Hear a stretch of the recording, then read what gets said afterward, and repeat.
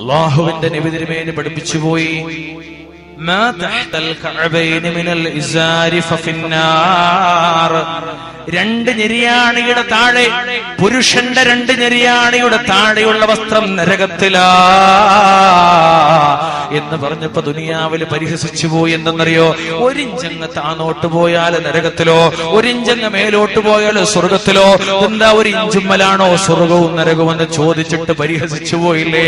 എന്നിട്ടൊടുക്കത്തിൽ നരകത്തിലെത്തപ്പെട്ടപ്പോ ഏതൊരു നരകമാണെന്ന് ആദ്യം റസൂല് മുന്നറിയിപ്പ് നൽകിയോ, ആ നരകത്തിലേക്ക് അങ്ങ് എത്തപ്പെട്ടപ്പോ അയാള് പറഞ്ഞു പോകാണ്, പടച്ചോനെ നീ എന്നൊന്ന് തിരിച്ചയച്ചാലും. എന്തിനാണെന്നറിയോ?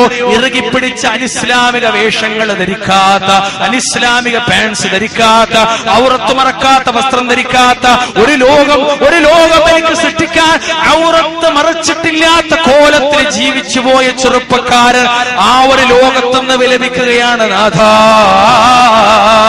പടച്ചറബ്ബേ, നിനക്ക് തൃപ്തിപ്പെട്ടു പോയ, നിന്റെ ഹബീബ് പഠിപ്പിച്ചു പോയ ഇസ്ലാമിക വേഷങ്ങൾ ധരിക്കുന്നിടത്തേക്ക് നീ എന്നൊന്ന് തിരിച്ചയച്ചാലും നാഥാ, മരിക്കുന്നിടത്ത് റബ്ബിന്റെ മറുപടിക്കല്ല, ഒരിക്കലുമില്ല. മറ്റ് രണ്ടിടത്തും ഒരിക്കലും തിരിച്ചു വരവ് സാധ്യമല്ല.